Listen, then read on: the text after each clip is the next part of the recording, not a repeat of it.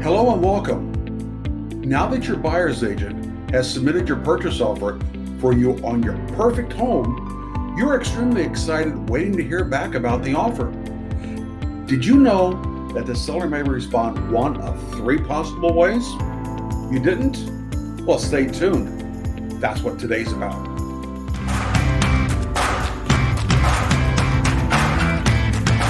Hi, I'm Bob Weibrecht, a Missouri licensed realtor with Coldwell Banker Realty Gundaker in St. Louis, Missouri. If you've hung in there this long on my home buying video series, you must be serious about buying a home. I hope you find this information useful and informative. In the description down below, I've included links for my Ultimate Home Buyer's Guide and my First Time Home Buyer's Guide. Both are free to you. Don't forget to subscribe and click that bell icon for insights and tips into the residential real estate market. I publish new videos every Wednesday and you don't want to miss a thing. Now, what are the 3 ways that a seller may respond to your offer? Which is the best for you as the buyer? Which is the least desired? Which way will allow you some negotiating room? The 3 ways a seller may respond to your offer to buy their home are: 1, the seller accepts your offer. You are now under contract. Congratulations. You're one step closer to becoming a homeowner. Remember your contract dates, at least here in the St. Louis market, begin on the acceptance date. That is the date the seller must have accepted your offer by, also known as the deadline. It is written into the contract and may not be the same as the day the offer was signed. Number 2, the seller rejects your offer outright or does not respond by the deadline. If your offer was rejected, you and your buyer's agent must start again from the beginning and write a better offer.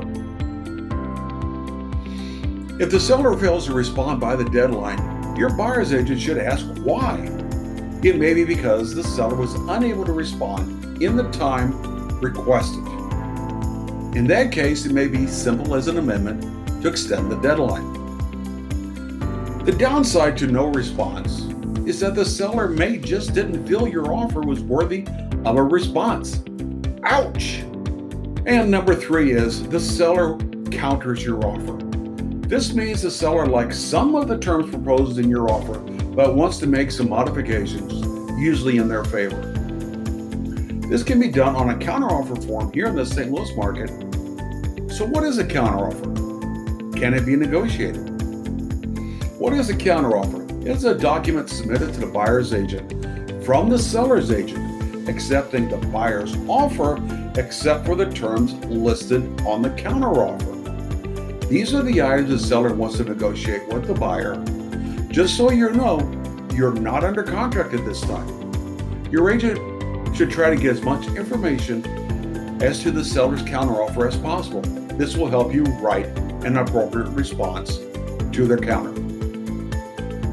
So, how long do you as the buyers have to respond to the counteroffer?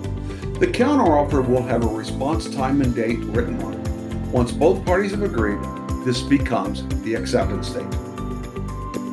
So what do you do with a counteroffer? Like the purchase offer itself, you have one of 3 choices. You can accept the counteroffer as written.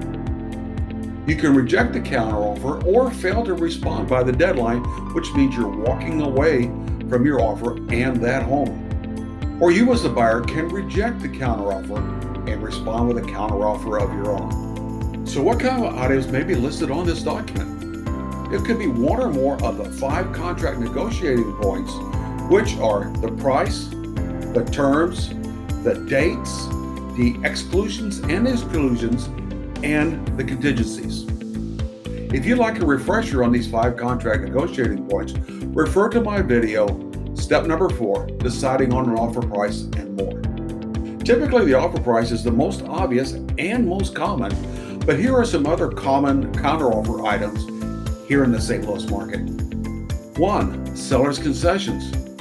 Maybe you ask the seller to pay part or all of your closing costs. The seller may try to negotiate this amount down or even refuse to pay any buyer closing costs at all. Sellers are more likely to pay buyer closing costs if they like the offer price and other terms in your purchase order. If you know you need help covering the closing costs with your purchase, it's a good idea to make your best offer first and do not try to make a steal on the home. You'll get a lot more cooperation this way. Second way is dates and contingencies. Every real estate transaction is unique. And of course, there are exceptions where the seller may want more or less time to close on their home. This would be adjusting the closing and possession dates on the contract. Why would the seller want to change the closing and possession dates? There are many possible reasons, such as, say, their new construction home will be finished early, or maybe it's going to be delayed and they don't want to do a double move. They have kids in school.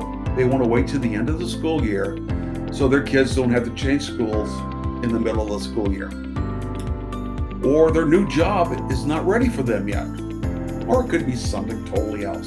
Maybe they want to remove one or more of the buyer's contingencies for several reasons, such as the financing, the title, or the contingency to sell the buyer's home before they buy this one.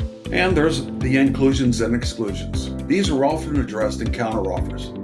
What household items, such as the appliances, will the seller include in the sale? In a saleist realtor's purchase offer, for example, built-in appliances such as the kitchen stove, dishwasher, disposal, built-in microwave remain with the home, while the refrigerator, washer, dryer are considered personal property and move with the seller, unless negotiated in the purchase offer or the counteroffer. A good rule of thumb is, if it's physically attached to the house, it stays. This will include built-in kitchen appliances, the water heater, the furnace, the AC, the water pipes, the plumbing fixtures, electrical wires, etc., etc., etc. For an item that is specifically stated to be excluded or included, it needs to be written into the contract so that item can be included or excluded. Here in the St. Louis real estate market, and possibly yours too, if you write multiple counteroffers, agreeing to some details but not others, the agreed upon items must be carried to the new counteroffer. It is the last counteroffer that all parties have agreed to that carries the agreement forward and has the acceptance date or the deadline on it. How many counteroffers can be written? There's no limit to the number of counteroffers that can be presented to either party. Something to keep in mind, though, is that while you're negotiating counteroffers, it is possible other purchase offers may have been presented and the seller is considering those. Here in the St. Louis market, the seller may withdraw their counteroffer at any time before it is signed by the buyer. It may be in your best interest to keep counteroffers to a minimum and submit your best offer first. Once an agreement has been reached, you and the seller are now under contract. The acceptance date is the date written on the last counteroffer, not the date written on the original purchase offer. This is the date that all timelines, such as inspections, financing, and title work begin. That is here in the St. Louis real estate market. Check with your local buyer's agent for procedures in your area. So what's next in buying a home? That would be the title company. That's next time on HeyBobStL.com. Have a great day.